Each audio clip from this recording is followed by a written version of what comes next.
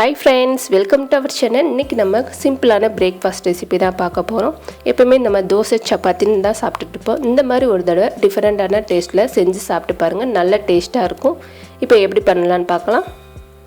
இதுக்கு ஒரு மிக்சிங் பவுல் எடுத்துர்க்கேன். இதுல 1 கப் அளவுக்கு ரவை சேர்த்துக்கோங்க.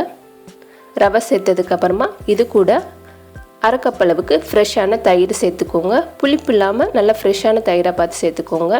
இது எல்லாமே ஒரே மெஷர்மெண்ட் கப்பில் எடுத்துக்கோங்க. இப்போ நல்லா மிக்ஸ் பண்ணதுக்கப்புறமா இதில் 1 கப் அளவுக்கு தண்ணி சேர்த்துக்கலாம். தண்ணி சேர்த்துட்டு நல்லா மிக்ஸ் பண்ணிக்கோங்க. மிக்ஸ் பண்ணிவிட்டு இதை ஒரு 20 நிமிஷம் ஊற வைக்க போகிறோம். இப்போ இன்னும் கொஞ்சம் தண்ணி சேர்த்து நல்லா கலந்துக்கலாம். ரவை நல்லா ஊறி நம்மளுக்கு நல்லா உப்பி வரும். அதனால் தண்ணி கொஞ்சம் அதிகமாகவே சேர்த்துக்கோங்க. இப்போ தண்ணி சேர்த்து நல்லா கலந்ததுக்கப்புறமா இதை மூடி போட்டு ஒரு 20 நிமிஷம் அப்படி ஊற வச்சிடலாம். இப்போ ஊற வச்சதுக்கப்புறமா நம்ம ஓப்பன் பண்ணி பார்க்கலாம். இப்போ ஒரு 20 நிமிஷம் நல்லா ஊறிடுச்சு ரவை. நம்ம எந்த அளவுக்கு தண்ணி ஊற்றினோம் இப்போ பார்த்திங்கன்னா நல்லா ஊறி தண்ணியே இல்லாமல் இருக்குது. இந்த அளவுக்கு ஊற வச்சுக்கோங்க. இது கூட 1/4 டீஸ்பூனில் பாதி அளவுக்கு ஆப்ப சோடா சேர்த்துக்கோங்க. சேர்த்ததுக்கப்புறமா 1/2 டீஸ்பூன் அளவுக்கு உப்பு சேர்த்துக்கலாம். உப்பு சேர்த்துட்டு நல்லா கலந்துக்கோங்க. நல்லா கலந்ததுக்கப்புறமா இதை அப்படியே வச்சிடலாம். அடுத்து இதுக்கு ஒரு மசாலா ரெடி பண்ண போகிறோம். இப்போ நல்லா மிக்ஸ் பண்ணியாச்சு. இப்போ ஒரு மிக்ஸி ஜாரில் 1/4 கப் அளவுக்கு தேங்காய் பீஸ் சேர்த்துக்கோங்க. தேங்காய் சேர்த்ததுக்கப்புறமா இது கூட ஒரு சின்ன துண்டு அளவுக்கு இஞ்சி, 3 பல் பூண்டு தோல் உரிச்சிட்டு இது ரெண்டையும் சேர்த்துக்கலாம். இது கூட 1/2 டீஸ்பூன் அளவுக்கு ஜீரகம் சேர்த்து இதை கொரகொரப்பாக அரைச்சிக்கோங்க. தண்ணி சேர்க்காமல் கொரகொரப்பாக அரைச்சிக்கலாம். இப்போ இந்த மாதிரி தேங்காய் துருவல் மாதிரி அரைச்சிக்கோங்க எல்லாத்தையும். இப்போ எல்லாமே நல்லா மிக்ஸ் ஆகிருக்கு. நம்ம கலந்து வச்சிருந்த ரவையில் ஒரு பெரிய வெங்காயம் நல்லா பொடிசாக கட் பண்ணிவிட்டு சேர்த்துக்கோங்க. இப்போ வெங்காயம் சேர்த்ததுக்கப்புறமா நல்லா பொடியாக கட் பண்ண கேரட் அது 1 கப் அளவுக்கு சேர்த்துருக்கேன். ஒரு பெரிய கேரட்டை 1 கட் பண்ணிக்கோங்க. இது கூட ஒரு மீடியம் சைஸ் தக்காளி சீட்ஸை ரிமூவ் பண்ணிவிட்டு வெறும் சாதா பகுதி மட்டும் கட் பண்ணிவிட்டு சேர்த்துருக்கேன்.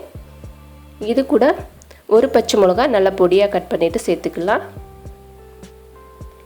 இப்போ சேர்த்ததுக்கப்புறமா நம்ம அரைச்சி வச்சுருந்த தேங்காய், ஜீரகம், இஞ்சி, பூண்டு அந்த துருவலையும் சேர்த்துக்கலாம். இப்போ சேர்த்ததுக்கப்புறமா இது கூட நல்லா பொடிசாக கட் பண்ண கொத்தமல்லி சேர்த்துக்கோங்க.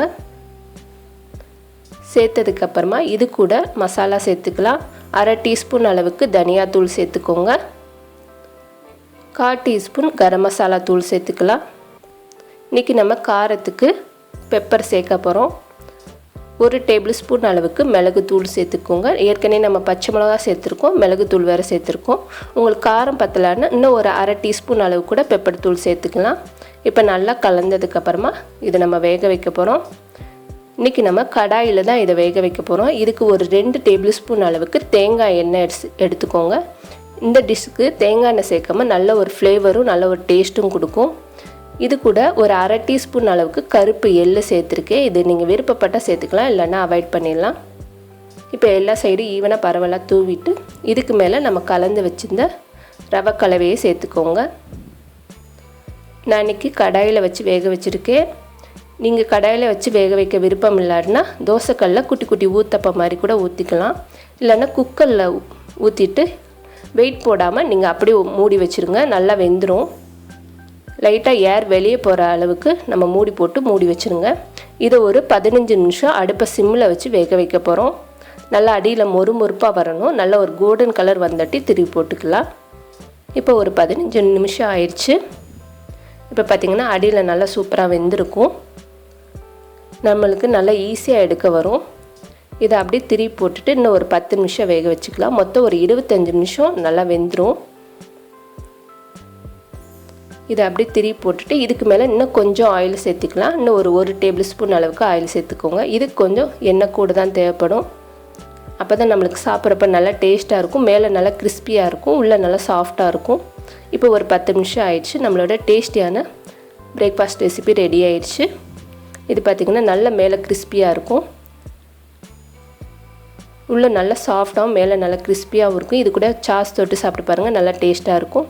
இந்த வீடியோ உங்களுக்கு பிடிக்கும்னு நினைக்கிறேன். பிடிச்சிருந்தா லைக் பண்ணுங்கள், ஷேர் பண்ணுங்கள். மறக்காமல் நம்மளோட சேனலுக்கு சப்ஸ்கிரைப் பண்ணுங்கள். தேங்க்யூ.